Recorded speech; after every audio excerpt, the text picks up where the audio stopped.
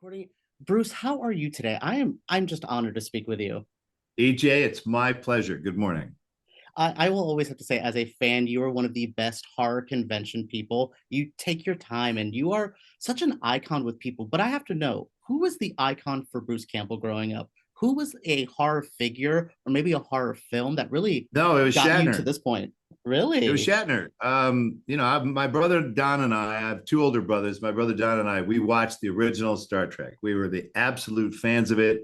So I go to these conventions, right? And Yeah. in the green room, you're allowed to approach other actors. That's like Switzerland, you know.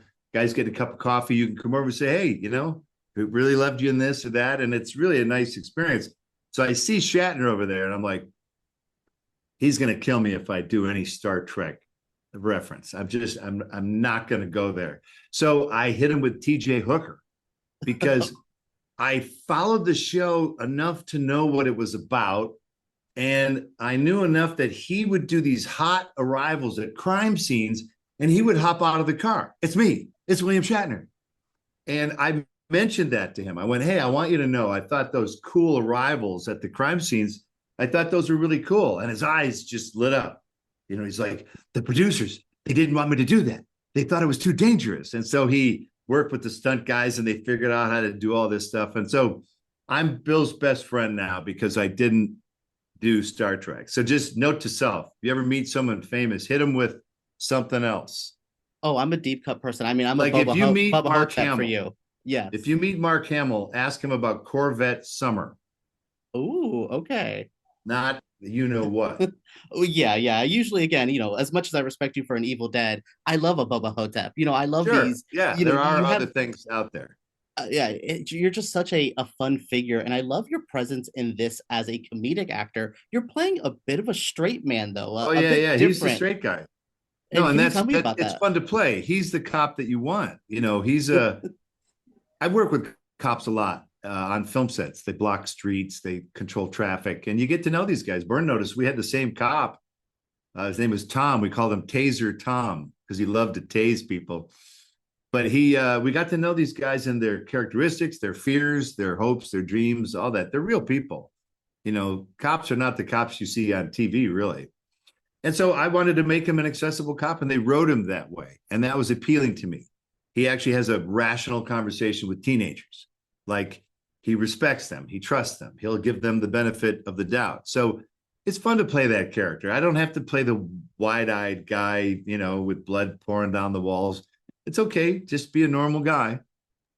I mean, as much as I love the wide-eyed performance, you do this well, and they wrote him as not the dumb cop No, cliche that we see so often. Can you tell me about adding that nuance and getting to play outside of cliche, but still tap into the things that we know of a character? well, what's fun is he does a lot of interrogations, and there's a real art to that. My brother was in the military for years, and he was a military police, and so he went over to he was in Gitmo for one tour, and they would interview these guys, and the tactics that they would use to make the other person feel comfortable voicing some information. They try and carefully catch you in a lie. "Oh, really? Oh, I didn't know that. Well, what happened on the 27th then? Isn't that interesting? I didn't know your car was there then." I mean, the tactics are fun, and for an actor, that's really fun too, because you're getting under their skin. You're trying to see the glitches. And so that's just fun to play. So kudos to the writing because television did not always have the good writing. My first TV was Knots Landing, and that's not good TV, folks. Well, some of us still enjoy a Knots Landing. Okay, okay, I It's won't. cheeseball, man. It's cheeseball. The lighting sucked. Everyone's got 10 pounds of makeup on. They would zoom up to a window in a building and you'd pre-lap the dialogue. The whole thing the dialogue was terrible. The actors were over it by the time I did my one or my two episodes on Knots Landing. They were 1 foot out that door, man. I didn't do TV for 5 years after that experience. I'm like, TV Wow. sucks. And now, funny thing is, TV is where all the good stuff is. there's juicy roles, especially for actors of a certain age, especially actresses. We're Don't finding forget, them. actors never did TV. If you were Gregory Peck, you did not do TV. Charlton Heston, I do not do TV. Now everyone's climbing to get into TV. Only Murders in the Building. Every actor on the planet is trying to get into that stupid show. No, it's genius though, and I love that idea, and I love that you touched on a little bit of that Knots Landing, that time period. We're simmering down, but that '80s nostalgia was such a prevalent thing. As a figure of the '80s, do you have any nostalgia for it? Or are you like, no, the Satanic Panic was real, y'all. It was crazy then. No, I have zero nostalgia about the '80s. I was not a big fan of the '80s. The clothing, the music, basically none of it. I'm a '70s guy. I listened to the Carpenters. I didn't listen to AC/DC. I didn't listen to Kiss. I didn't listen to Poison. I didn't. None of it was interesting me because I'm like, what are they so mad about?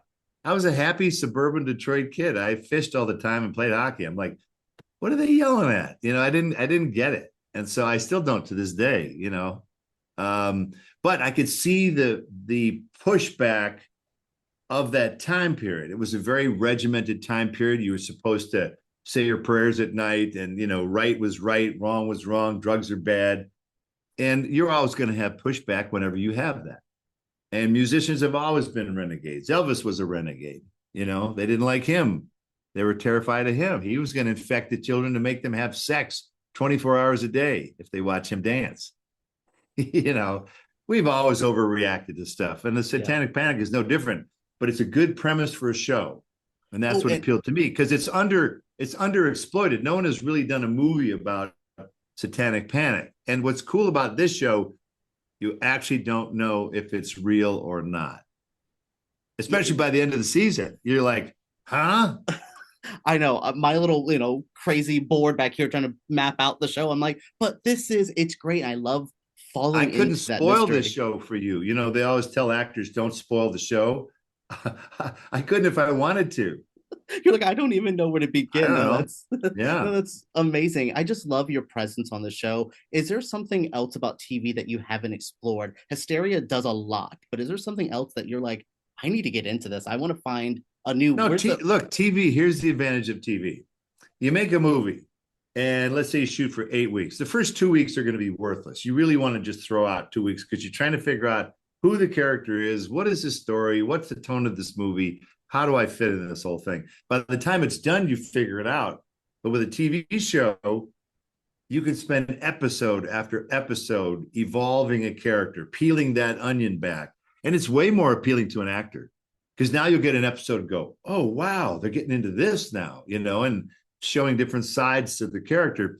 And over time, the writers get used to use an actor. You start out by saying their words, how they wrote it. By the end of a TV show, they tend to write how you talk. There's a symbiosis that occurs. So TV shows can be very, very handy in developing a character over a long period of time, Yeah, which is why we need season 2. I fingers crossed for season 2. I want to see you play. I mean, you and Julie Bowen, just the whole cast. It's just a fun vibe, and I want to say thank you, Bruce, for sitting to speak with me. Like I said, you're an icon, so I just love getting to chit chat with you about your love and maybe dislove of '80s-ness. Yeah, you can have the '80s, man. No, it's fine. I didn't know my end with you would be Karen Carpenter talks. That's good to know. I'm gonna put that That's note for right. Who next time. knew? Thank you so much, Bruce. Have a good day, okay? Thank you. And thank you guys.